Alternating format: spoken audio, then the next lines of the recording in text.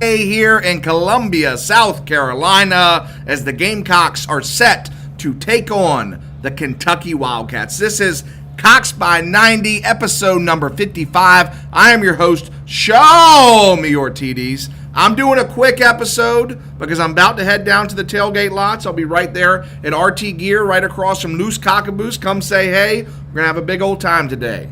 I like that little rhyme. I have to give a prediction. I want to be on record of giving a prediction. I think this is a big game for the Gamecocks. I think this might actually be a bigger game than some people think.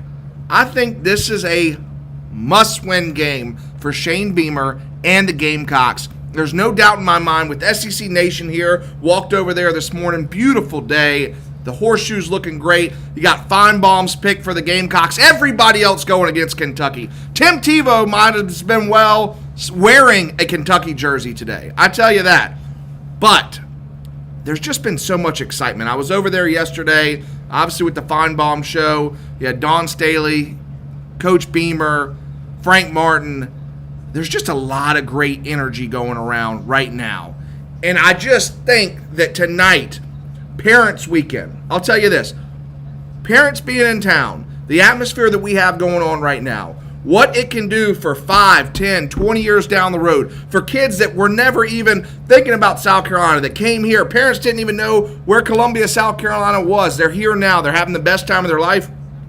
That could create opportunities for bigger alumni support, bigger opportunities for a backing for Shane Beamer as the university continues to take larger undergraduate classes each and every year. It's so important because I saw it on the horseshoe yesterday that if we get this win tonight, Parents Weekend, under the lights, ESPN2, SEC Nation in town, all eyes on Shane Beamer, a Stoops program that's in year 9.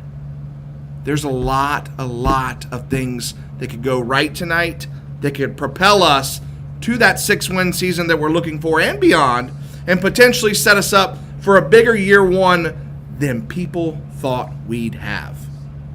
Vegas thought we'd only win 3.5 games this year. We win tonight, we get to 3 games, and it's just 1 game left for that over. What am I looking at tonight? What are the matchups that I want to see? I think it starts for me. It starts and begins with the Gamecocks offensive line. Our offensive line has played horrible, putrid, pathetic, a lot of different words. I'm not going to sugarcoat it. There have been too many free rushers that have come untouched that jeopardize our quarterback's ability to get the play off, to get a pass off, to execute any type of Satterfield offense, and it's really, really crippling us. So, the UK defensive line has only created 7 sacks this year. 7 sacks, 3 games. They're averaging 2 sacks a game. I want to see tonight that we keep them at their average. If they go over 2 sacks, that means that we're not playing fundamentally sound.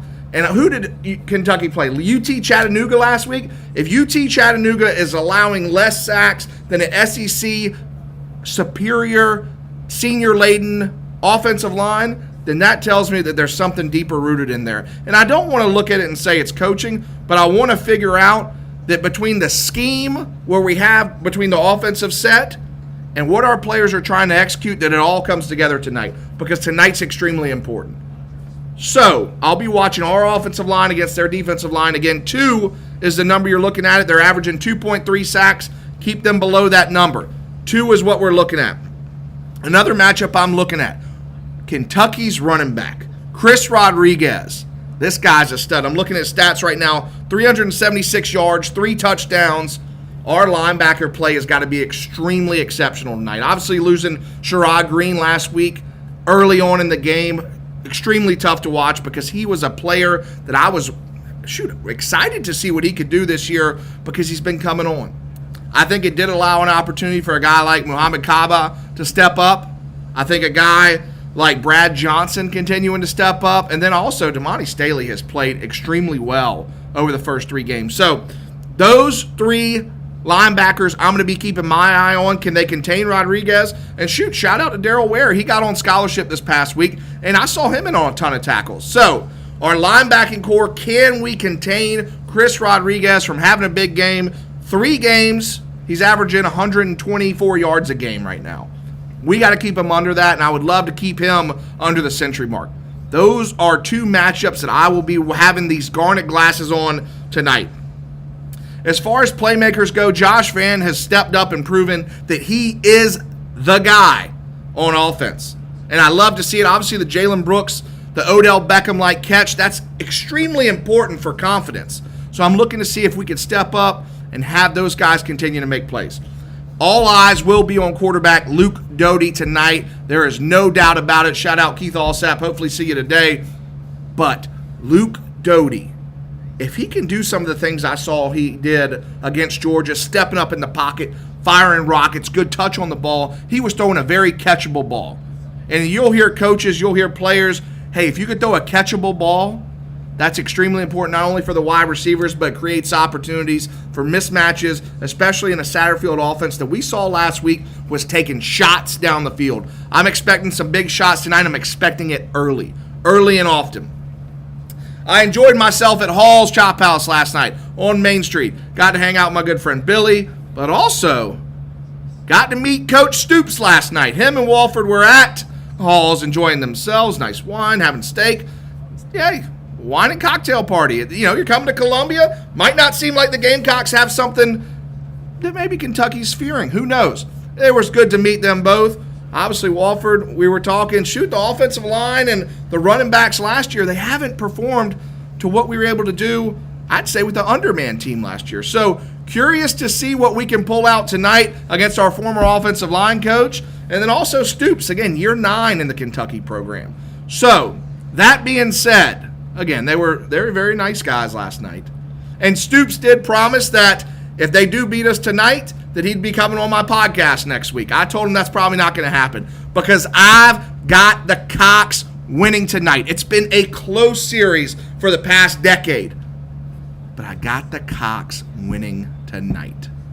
Final score prediction, I've been going back and forth. I think we win a little bit bigger than people expect tonight.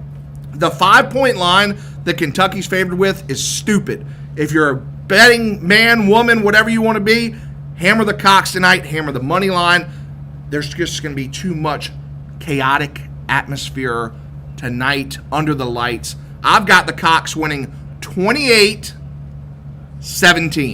11-point win, total points of 45. I think the Cocks win 28-17, and I think tonight, whether it's in 5 points, whether it's in the Vista, whether it's on Main Street, people will be yelling that the Cocks are back, and Beamer ball will be rolling. SportsCenter will be talking about it. SEC Network will be talking about it. Beamer, year 1, upsetting a Stoops Kentucky coach team in year 9. Extremely important that you all get out early tonight. I'm heading down to the stadium right after this, so be early, be loud, don't be a stranger, come say hey.